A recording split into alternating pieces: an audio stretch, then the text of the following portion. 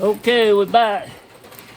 We're gonna do some little indirect percussion and see what we can do with it. I got a piece ready here. I think it'll be about ready.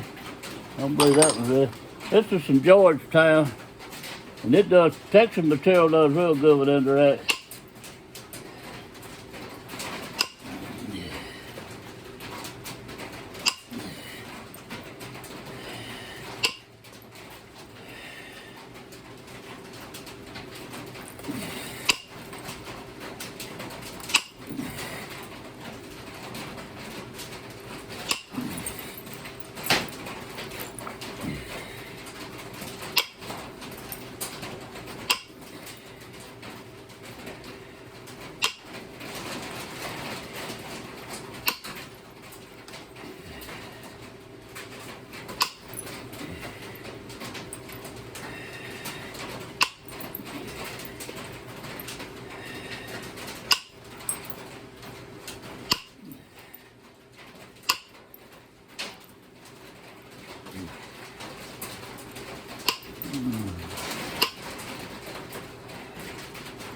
All right, let me stick some platforms up on this side. This one's just about done. I got some nice river flat I'm gonna try.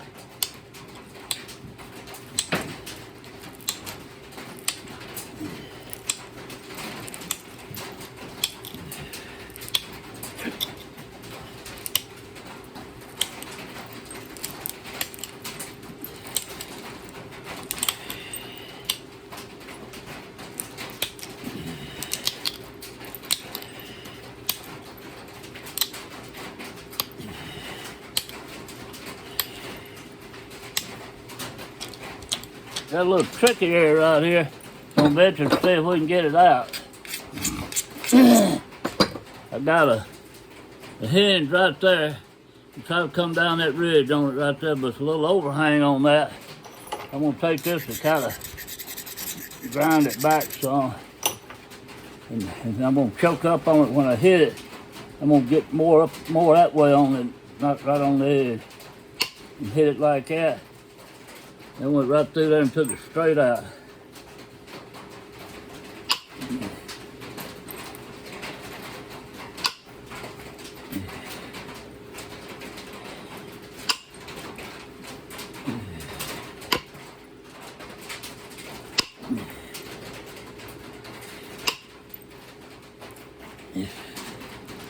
Well, that took care of that problem. If I can get this problem over here solved, I'll be ready to make a pound tray or something out of this joker.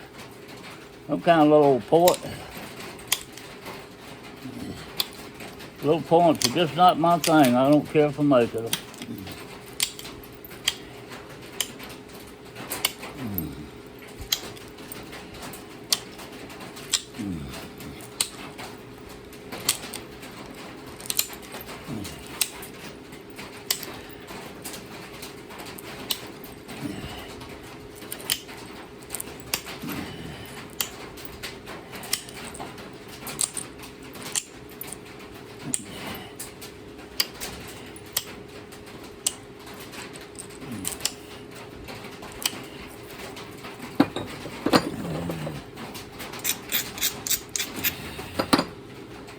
Okay, we're going to start on the tip.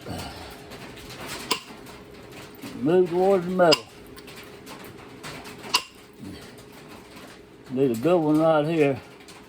Need a good one, Pawpaw. It's pretty good. Get one right here now. Oops, I ain't wanting to chip. There we go. Now we get a good one right here. Need to go all the way across. Take that seam out there, which it did.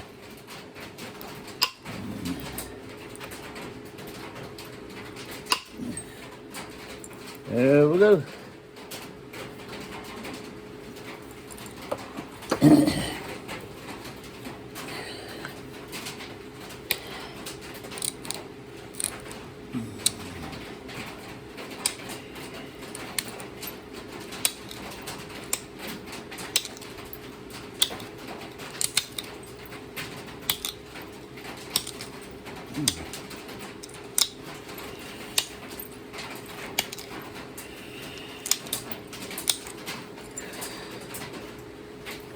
Starting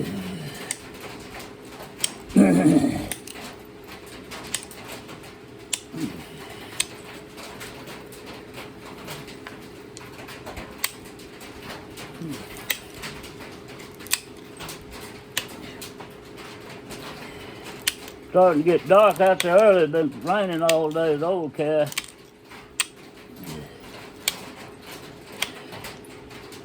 Keep things go slack up. I don't have no raincoat. I won't get wet going back to the house. Looks like I'm gonna end up getting wet. All right. This joker here is extremely thin. Well, not extremely thin, but for what I'm doing, I mean, it's pretty doggone thin. But I'm gonna run another run of flakes off of it, see if I can get it a little thinner.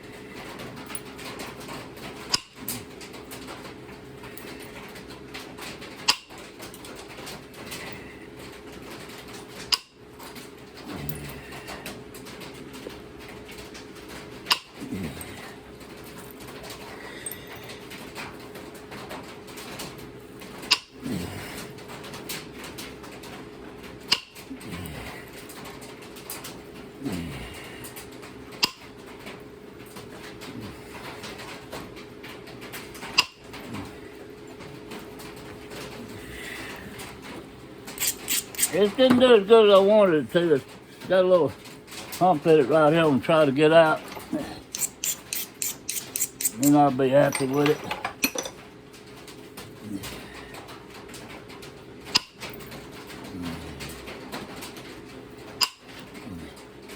That got it out. That's gonna time I straighten the edges up. That's gonna be pretty thin. I want to try some of this. Oh shoot. Mine gone blank on me. Knife rubber flint. I hadn't had it in a long time. I used to have access to a ton of this stuff, but the fellow I was getting it from died a long time ago. Been a lot of water on the bridge since I've had any of it. And here's a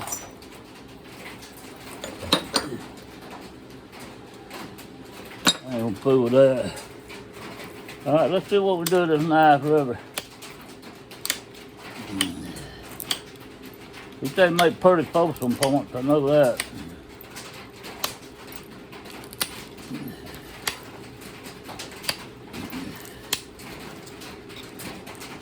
My dream a few years ago was go to Sturgis motorcycle rally and then go stop by where this plant found that. And just ride all out in South Dakota, North Dakota, and all up in that area.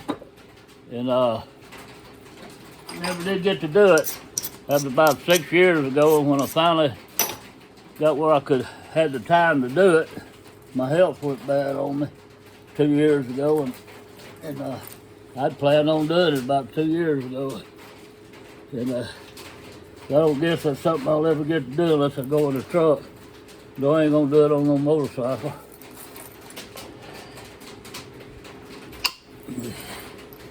That did pretty good. I had never tried indirect on this.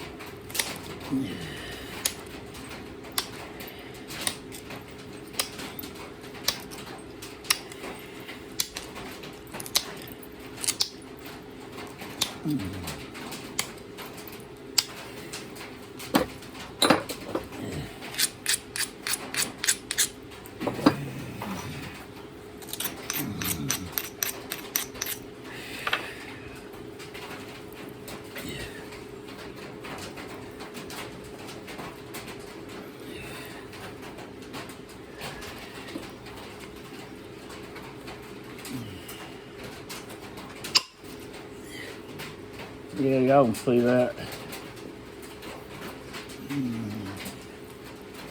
Whoa!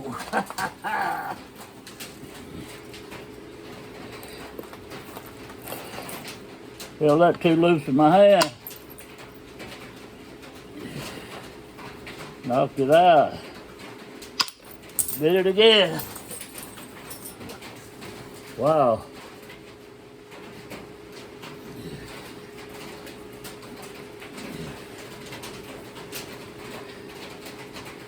Let's see.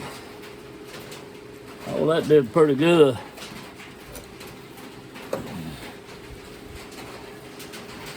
See what we can do with this other side.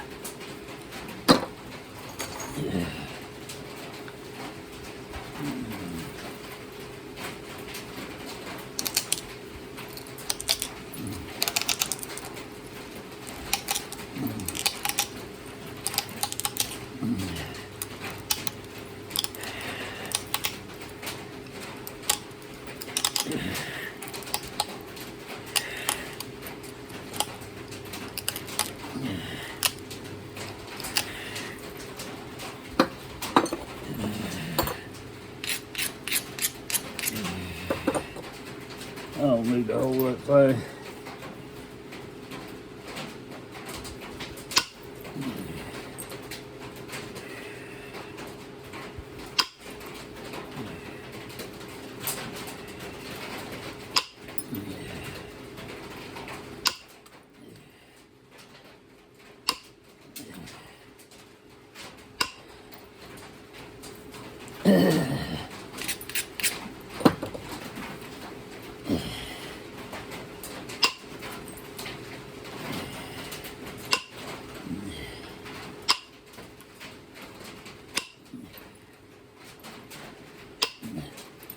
I also had a friend in Kansas used to get me this stuff, and he's been long past, and I don't know how far it is from Kansas. I've never looked on the map. I have no idea. It could be 1,000,000 miles or 100 miles. I don't know.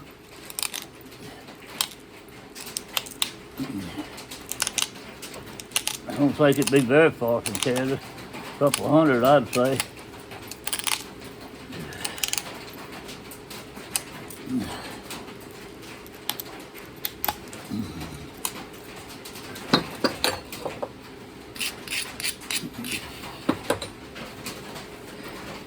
I had a friend in Alaska that bought a lot of stuff from me back when I had my company, and I had catalogs, and that I would send my customers every year in my catalog.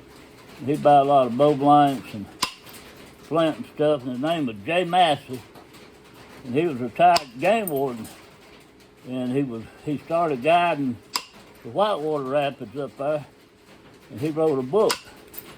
And I've got one that he autographed for me in one of his books. And we were struggling back then. And I had 3 kids in school at the same time. I had 3 in college at the same time, believe it or not. And that takes money.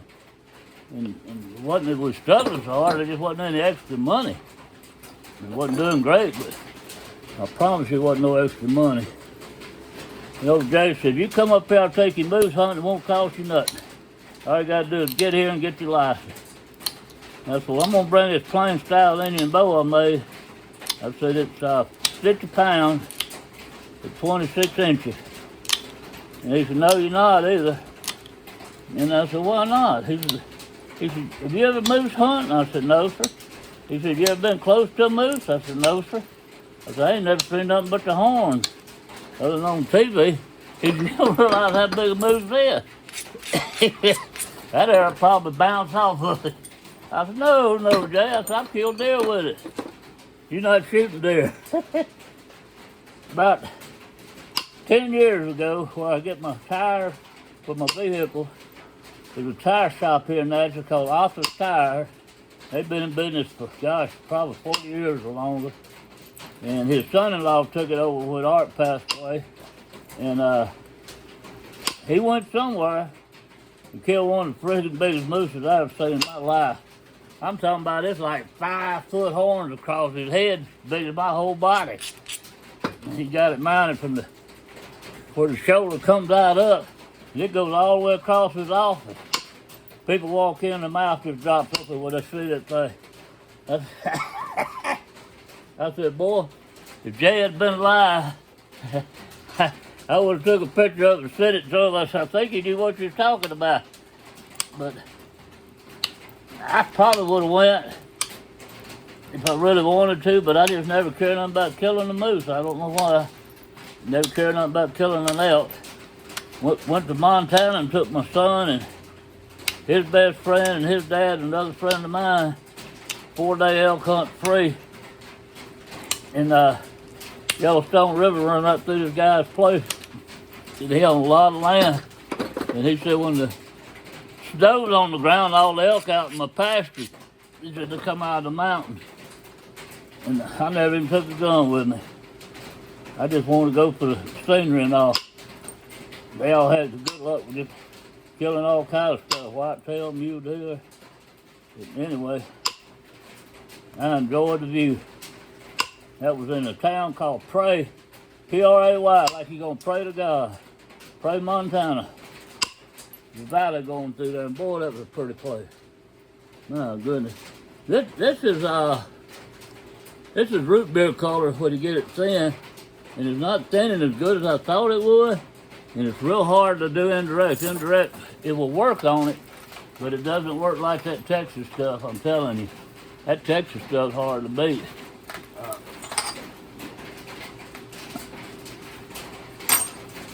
I'm trying to see if I got anything else I can play with on it. Here's something here, and I don't even know what it is. Looks like some rock my friend used to get from Kentucky. I hadn't seen it in a long time. I think he got it out of Del Holler Lake. When they pull the water down, he'd get in his boat and it'd be sticking out of the cliff, and he'd get it for him, get a boat load of it, give it to me. I'd go up there and get it. I think that was the lake, Del Holler Lake. Some of it reminded me of a bird egg. It had little specks all in it. This has kind of got little specks, but not as much in it. But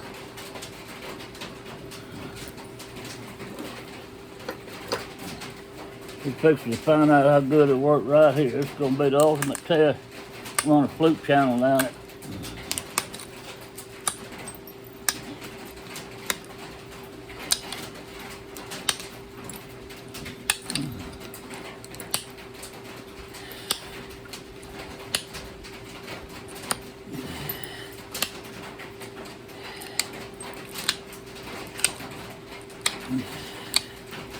We're going to do this, see how this works. Try to run a channel down it right through there. Go on this side, and then I'm going to go on this side. Now I'm going in the middle. It don't do good. That was a test because it's thick enough and ground enough. It should have run pretty good, but it didn't.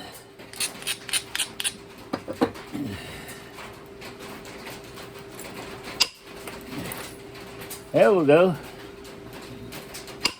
Maybe I wasn't holding the angle right. I can send this out. I must have put a little point out of this one. I dug this up out of my scrap pile. Got this. I get just aggravated with stuff like this years ago. I'd be making it and something wouldn't work right or wouldn't be as long as I wanted. I just throw it on the ground out there in the scrap pile.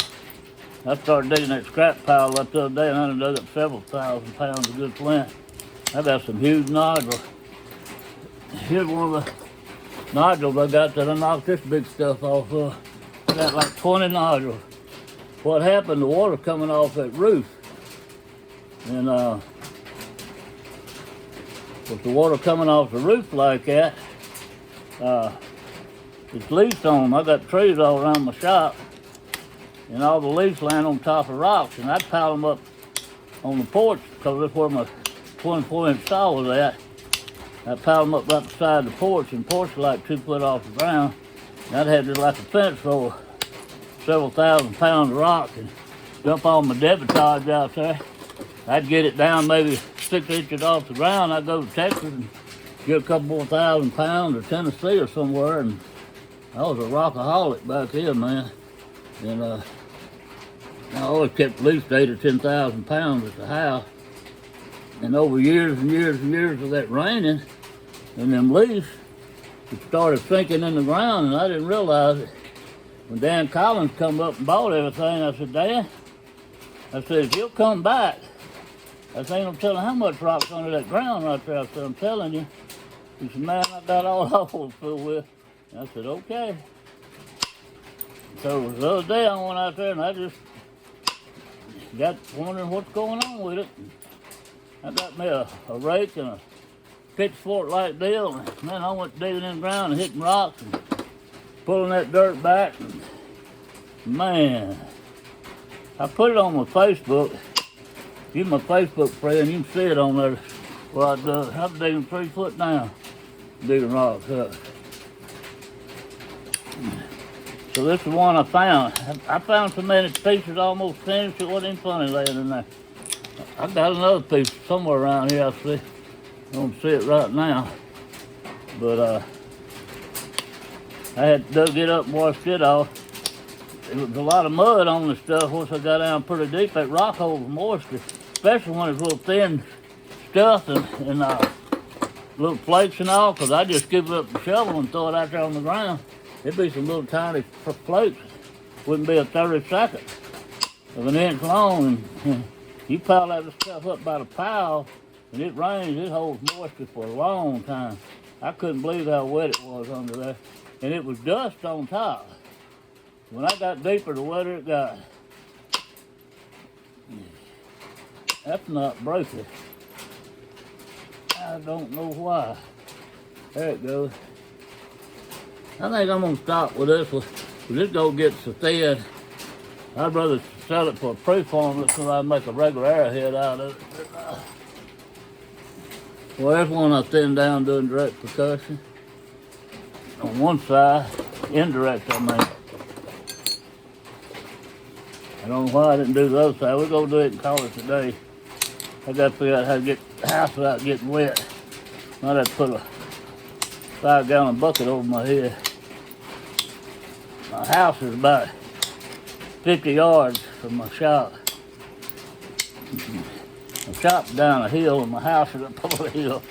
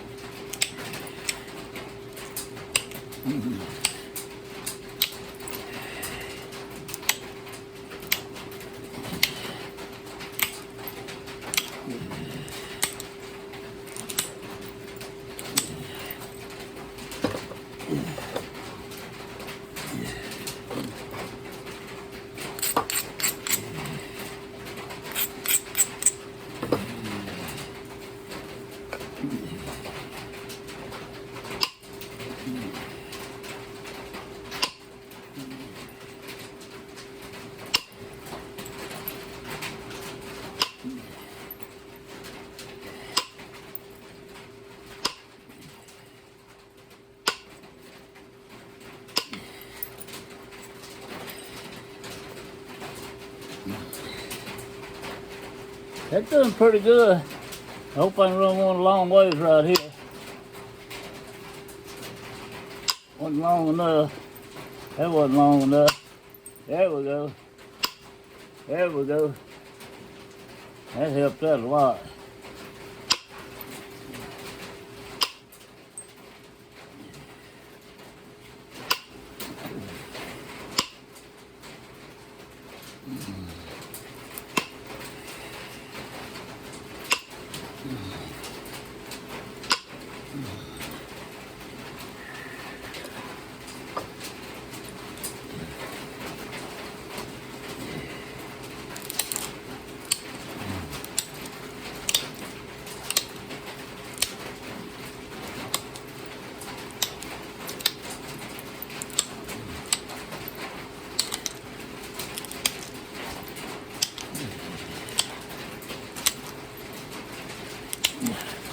All right, I'm gonna do this side.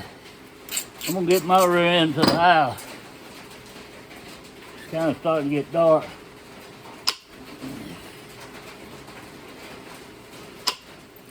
Boy, that did good. Another one did good. Another one. Maybe I'm just now getting the hang of it. That did good. Okay. Y'all have a blessed day.